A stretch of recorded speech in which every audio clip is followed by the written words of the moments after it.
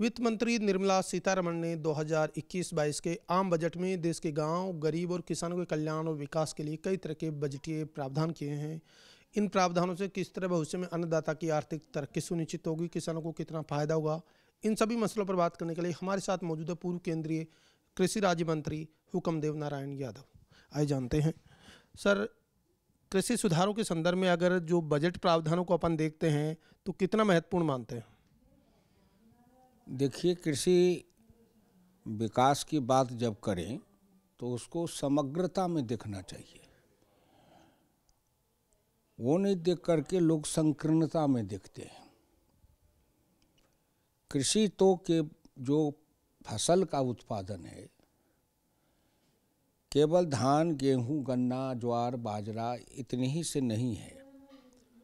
पशुपालन, मछली पालन, मुर्गा पालन, सुअर पालन,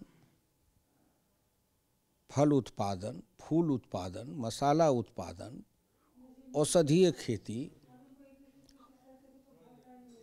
इत्यादि जो सब कुछ है वो सब मिला के कृषि है।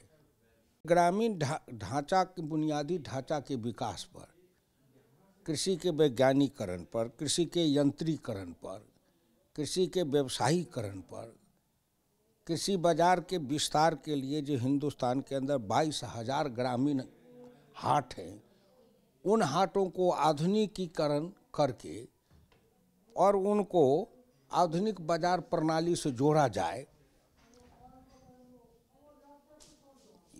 ये सब तो कृषि से जुड़े ही मामले हैं ना। तो सबको जोड़ के न देखें।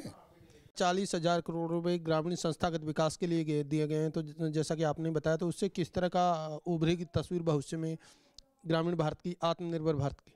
हिंदुस्तान के किसान और गांव की जब बात करें तो जिसको कहे समग्रता, जो अविकसित है, जिसको अब विकासशील कहते हैं, माने अविकसित,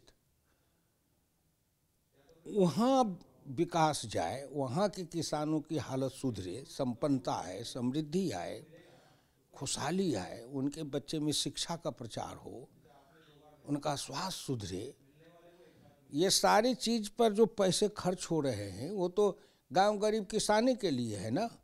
16.5 लाख करोड़ का कृषि ऋण किसानों के लिए 2022 का लक्ष्य रखा है, उसमें देने की प्रावधान बजट में हुआ है। उससे किसानों को कितना फायदा हम देखते हैं? देखिए, आज की जो खेती है ना, जब व्यवसायिक खेती की बात करेंगे, एक है परंपरागत खेती, ट्रेडिशनल एग्रीकल्चर, एक है कॉमर्शियल एग्रीकल्चर।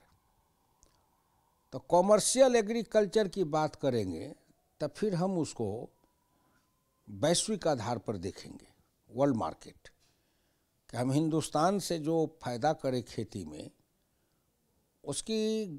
उसमें इतनी गुणवत्ता हो कि विश्व के बाजार में हम उसको प्रतिस्पर्धा में बेच सके। हमारी ऐसी पद्धति निकाले कि कम लागत भी हो, गुणवत्ता अधिक हो, अधिक उत्पादन भी हो। ये है हमारी टेक्नोलॉजी।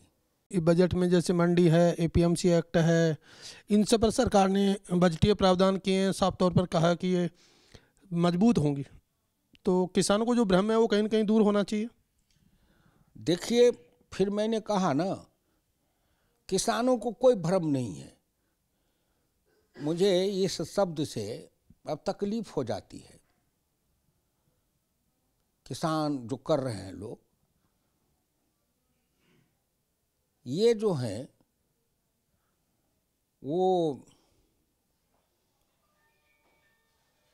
किसान भोले भाले किसान हैं को फंसा के, और कुछ निहित स्वार्थी जो राजनीतिक दल के लोग हैं या किसान में भी हैं, पॉलिटिकल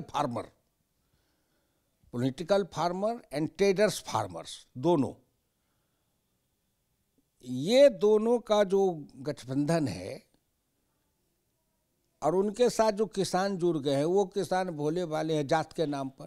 जाति और संप्रदाय दोनों से देश ऊपर है।